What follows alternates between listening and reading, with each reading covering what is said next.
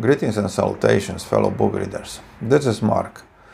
The book I will review today is No Longer Human. Before we continue, this is personalized limited edition of No Longer Human with a leather cover designed and made by me. At the end of the video, I will tell you a couple of ways of how you can get one for yourself if you are interested. Now let's get back to the review. No Longer Human, or Ningen Shikkaku, is a novel written by a Japanese writer, Osamu Dazai, and published in 1948. It is Dazai's last finished work before his suicide at the age of 39. Osamu Dazai is a mythical writer in Japan, and his books enjoy constant popularity there, but in the West he is less known. I think this might have something to do with his writing style and differences in literary preferences between Japan and the West, where people find it more difficult to relate to Dazai's literary expression. What is No Longer Human about? It is about an individual not able to emotionally connect with other humans, and because of it, he convinces himself that he can't function in the society, and this personal conclusion puts him on a somewhat predictable path of self-destruction. Now, let's do a bit of the plot. I will be rather vague in my description as not to spoil any surprises. The main character of our tale is a fellow named Obayozo, who left a written journal training his childhood and early adult years. The book seems to have two narrators, Yozo and an unnamed one at the beginning and the end of the book. But in reality, there is only one voice, who is reading Yozo's journal and injecting some further thoughts. The story is broken into three parts. In part one, Yozo tells us about his childhood, where he discovers that he doesn't feel any emotional connection with the people around him, and this bothers him as something unnatural. So, to disguise it, he becomes a school clown. In part 2, Yozo continues with his clown sham, but is challenged by somebody who can see through it. He panics, but quickly finds a way to rectify the situation and continues his game. As Yozo gets older, he enters university, but is not able to focus on studies, since his passion is art, which is not approved by his father. So he grows more unhappy and enters a vicious circle of drinking and womanizing, which leads him to a suicide pact with one of his sexual conquests. Part 3 is divided into two sections. At the beginning of the first section, we find Yozo expelled from the university and living in a friend's house, where he tries to put his life in order, but has to fight the urges to stray away and go back to his previous vicious cycle. In the second section, Yozo seems to be getting control over his doings, but then the ghosts of his past reappear and wreak havoc in his life. His self-control slips away, and he finds himself once more engulfed by a psychological storm which drags him to the bottom of the barrel. And he tries to rectify it once more, and that's the basic plot. What are my thoughts about No Longer Human? The book is claimed to be a work of fiction, but it seems to have an autobiographical base to it, and parallels Dazai's own life. I think the beginning of the story nicely sets the somber mood which prevails for the rest of the novel, when the narrator looks at three photos of Yozo, taken during different periods of his life. The photos seem to be a mirror and reflect and reveal the real hidden Yozo without his social mask. The idea of the mask is introduced when Yozo's father asks him what gift he would like, and he replies, a lion mask. The mask is the symbol for pretending to be somebody else, and it represents Yozo's life. Yozo himself is a likable fellow, polite and soft-spoken as most Japanese are, but it is his behavior that creates in the reader strong emotional reactions, such as empathy, sadness, annoyance, and even anger. I myself find Yozo a bit too delicate and too feminine, and spoiled, totally absorbed in himself and unbalanced. His suffering is all psychological, since he doesn't have to worry about satisfying his physical needs, because there's always somebody who does it for him. Why? Maybe because he came from a wealthy family and is young and handsome, which makes people more willing to help him. I find him different from other suffering heroes or anti-heroes. For example, somebody like an unnamed protagonist in Hamsun Hunger, who is preoccupied with food and shelter, so the psychological effects are secondary and have limited impact on his life. Famous American psychologist Abraham Maslow explained this phenomena in his Pyramid of Human Needs, which states that only people whose physical needs are satisfied can develop deep psychological problems. So Yozo's bad luck was that he wasn't poor and ugly, and others took pity on him. Thus, by limiting his physical suffering, they contributed and prolonged his psychological agony.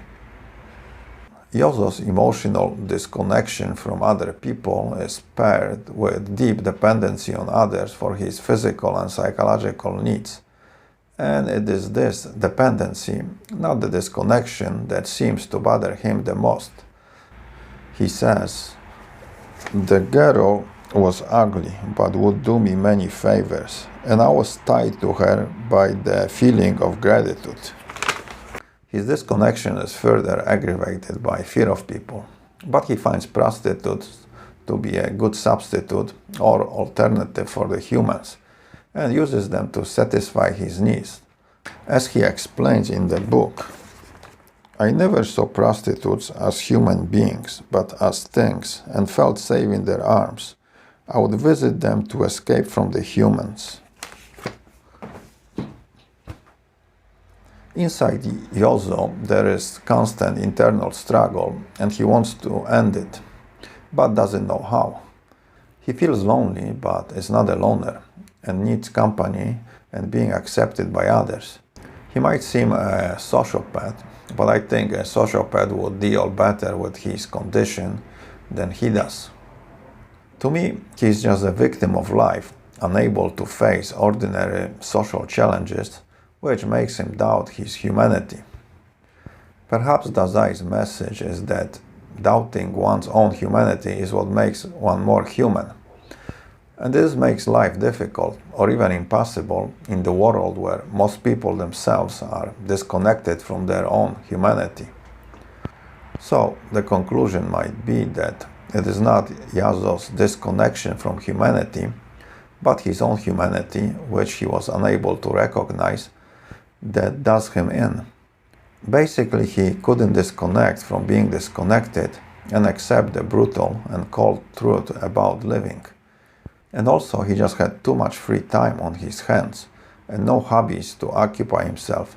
So the result was over-focusing on his own life and overthinking his problems, which created a dangerous routine difficult to break. In addition, Yozo was weak and feared life. He said, "The weak fear happiness itself. They can harm themselves on cotton wool. Sometimes they are wounded even by happiness." And this self-revelation further explains the reasons for his downfall. He simply couldn't be happy, but he couldn't or wouldn't be unhappy either. I think this line sums up his mental condition pretty well. "Now I have neither happiness nor unhappiness." And this state of limbo probably is the definition of no longer human. To sum it up, No Longer Human presents a pretty common theme of loneliness and its consequences on an individual. It describes one of the many ways a person can deal with it. But what makes this story unique is the way it is told, the personal experiences of the protagonist, and the writing style. Also, the time and the place, pre-war Japan, where tradition and conformity were very important. But at the same time, there was a new ideology to push toward and accept some Western values. For Japan, it meant the difficult battle between isolation and being accepted as part of the community of modern nations, and somewhat suspended existence in the metaphoric no man's land. This disconnecting from its roots and not being able to connect to its future made Japan what some would call an orphan of nations. In some way, Yazo is a symbol representing modernizing but confused and struggling Japan, and his personal tragedy can be equated with that of Japan's own self-made disaster during the World War II. Did I like the No Longer Human? Well, the storyline at times is a bit banal and corny, but I appreciate its literary expressionism and the writing style. I can see some people with similar psychological conditions and reactions connecting with it, but I deal with life differently, so it is difficult for me to be empathetic. Nevertheless, the book is a small window into Japanese society, and it shows that under the superficial differences, there is inner struggle and suffering that connects us all. Are there works similar to No Longer Human? I don't know, maybe Camus' Stranger, but only on the surface, since one is truly disconnected from the society and the other is just confused. There's also a bit of Dostoevsky's Underground Man, but without the in-your-face malice. I find Dazai's writing similar to Yuko Mishima, on whom he probably had some influence. I think they met once. Politically they were opposites. One was a communist sympathizer and the other a right-wing extremist, but their literary expression is very similar. If you would like to see a visual interpretation of No Longer Human, there is a very good Japanese film from 2009 titled Fallen Angel. And for the manga animation fans, there is a series called Bungo Stray Dogs, where the first 4 episodes are influenced by Dazai and his novel. Okay, let's talk about the physical book. The book I am holding is a paperback which I transformed into a hardcover, leather-bound edition. To make the cover, I use grade A, naturally tan hide I buy from a tanner in North Spain. It is the same leather Louis Vuitton uses to make his bags, so it is top quality. I do all the processing of the leather myself. First, I designed the cover, which what I did here. I took the Japanese manga image of No Longer Human and adapted it to the cover. The cover has a young man and his monstrous self-image behind him.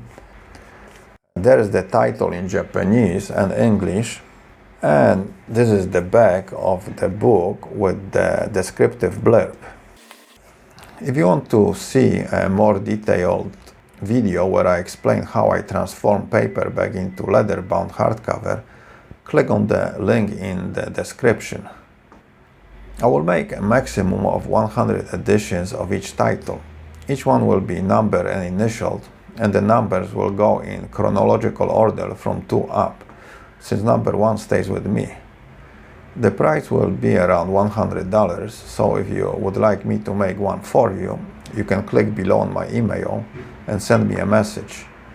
I do not guarantee I will do it, since it will depend on the time I have available, access to leather, and if I can get my hands on the copy of the book.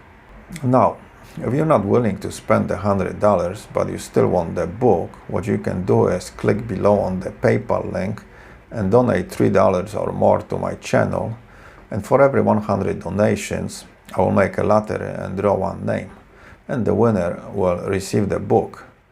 So if you are cheap but feel lucky, this might be the way to do it. Also, your donations give me the extra motivation to make the book reviews, and I appreciate them very much. So, thank you in advance. One more thing. When you make your donation, remember to include the title of the book you would like to win.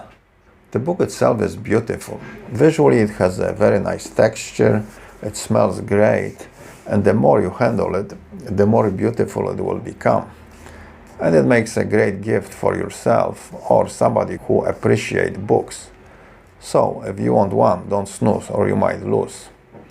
Well, that's it. So let's end it here, and until next time, keep your ear close to the ground and read a book. Adios.